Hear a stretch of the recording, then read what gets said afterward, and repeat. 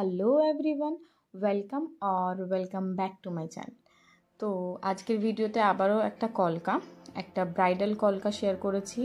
Reception কলকাও করতে পারো, কিন্তু এখন তো আর রিসেপশনে অনেক ম্যাক্সিমাম ব্রাইডই কলকা করে না বা প্রেফার করে না, তো সেক্ষেত্রে ব্রাইডাল কলকাই।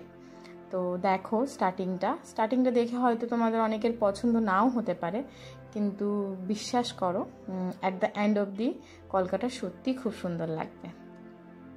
এবার প্রথমেই বলে রাখি, কলকা যদি তোমরা সূক্ষ্ম করে করতে চাও, সেই জন্য সবসময় ট্রাই করবে তুলিটাকে 90 ডিগ্রি বা প্রায় 90 ডিগ্রি অ্যাঙ্গেল ধরে রাখার। আর তুলিতে খুব বেশি কালার নেবে না, আর একদম খুব কম কালারও নেবে না, তখন কি হবে, তুলিটা সরবে না।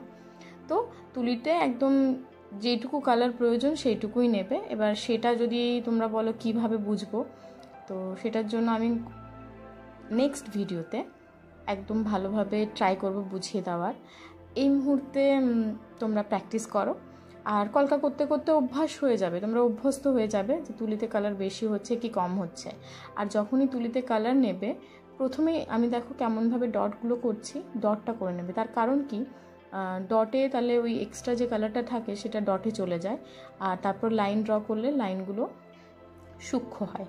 এখানে দেখো আমি এই ডটটা একটু ভুল হয়ে গেছে, একটু কাজ হয়ে গেছে বলে আর একটা ডট নিয়েছি। এবার এই ডটটাকে কিভাবে ম্যানেজ করব সেটা দেখো, কারণ রিয়েল ব্রাইডের ক্ষেত্রে এরকম আমাদের অনেক ক্ষেত্রে হয়ে যায়, তখন ঠিক এইভাবে আমি ম্যানেজটা করি। তো তোমরাও এইভাবে ছোটোখাটো ম্যানেজ করতেই পারো কলকার ক্ষেত্রে। দেখো হাতের কাজ একটু 19-20 হবে, এটা মেশিন না যা একদম সেম টু সেম হবে। তো আশা করি কলকা নিয়ে তোমাদেরকে সব কিছুই বোঝাতে পেরেছি।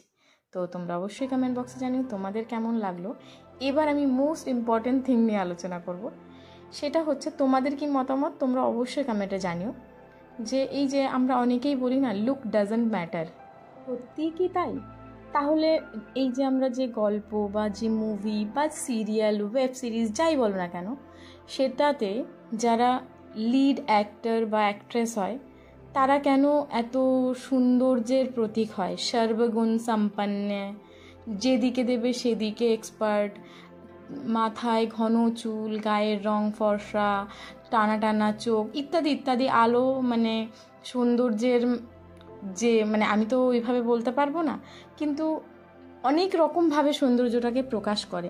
কখনো তো দেখলাম না কোনো গল্পে একটা সাধারণ মেয়ে নায়িকা হলো বা একটা সাধারণ ছেলে নায়ক হলো। তো আসলে আমার মনে হয় কি, এই যে লুক ডাজন্ট ম্যাটার, এটা আমাদের একটা সান্ত্বনা মাত্র। আসলেই লুক ডাজ ম্যাটার। এটা হলো final look. Please like, share and subscribe my channel, and thanks for watching.